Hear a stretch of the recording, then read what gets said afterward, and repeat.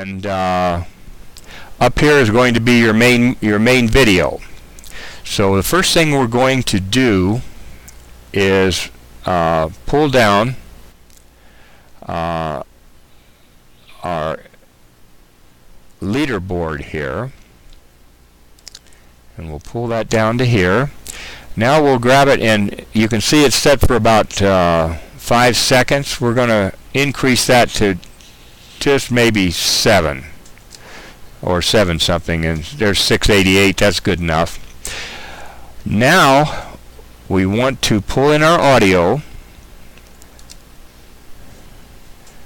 and this is our music bakery. We'll pull this down to the audio line, and at this point, now that we have these in here, this seems to work the best for me. I've tried quite a few different ways of doing it, and this seems to work the best in this sequence. So now we go to the storyboard, and of course we have our leaderboard in here. These arrows here are what we're going to put the transitions in, and that'll come up in a bit. Now let's go ahead and we have our leaderboard. Let's go ahead and drag in our video, and that's this AVI file here. You can see over here what we've pulled down. If we click here, we should be able to see our leaderboard setting up Camstudio. And now let's pull in our conclusion. We'll have an image, and that's the end, which we already have uploaded. And now let's go over here to transitions, and we've got just a bunch of transitions you can use, and you can also stretch them out a little bit if you want. But anyway, we are going to use the burning fire for the first one, and then we'll pull in the twirl reverse down here before the conclusion. At this point, we would save the movie, and you can see there that it pulls up Control. Well, let's see here. Control P, and I'm a keyboard fanatic, so that's how I activate it. You can go up there to the pull-down menus if you'd like. So we'll hit Control P,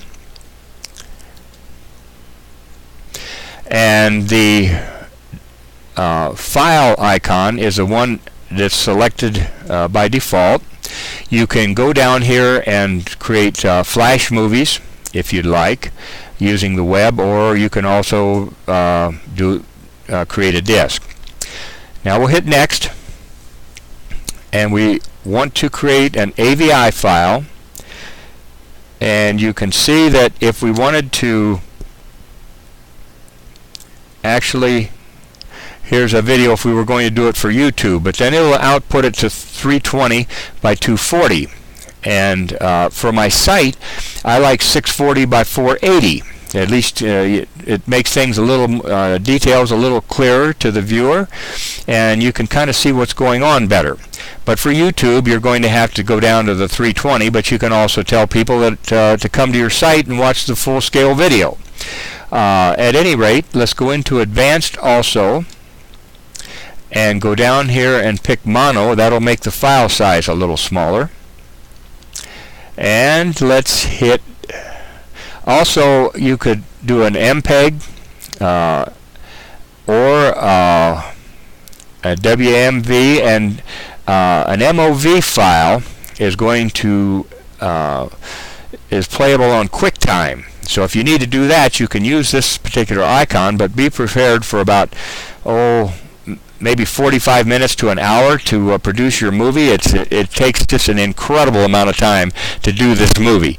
So just be prepared for that if that's the type of movie you want to produce. Let's hit next, and here we want to go into Browse, and we want to save this in Setup Cam. Hit OK. We're going to give it our AVI file a name, and that's going to be Set Up Camstudio. And now we hit Create. And we're going to pause this video while it's creating, and then we'll come back and watch the finished AVI file. So we're going to pause this video right now, and you'll be able, as this plays, you'll see little sections of the video come up as it progresses. So let's pause the video here.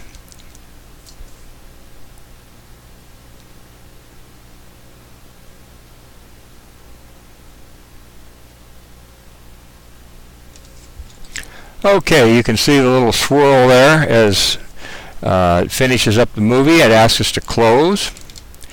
And while we're in this, what I do is go back, select the media library, and go ahead and get rid of some of these extra icons that I'm not going to need. So first I'm going to hit Control-N for New and tell it I don't want to save the project, and that gets rid of these.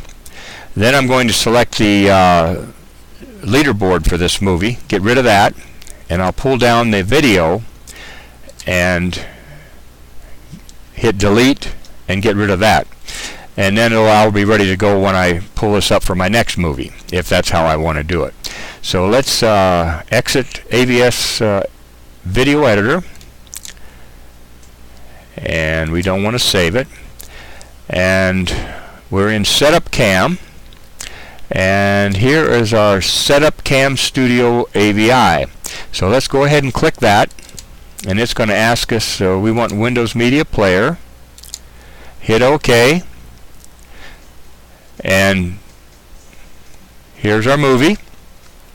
You can see it, and here it is, the movie starting up. So hope you enjoyed this movie, and hope you join us for the next one, where we show you how to put a player around your video so your viewers can pause and start and do the volume or whatever else they want to do to the video. So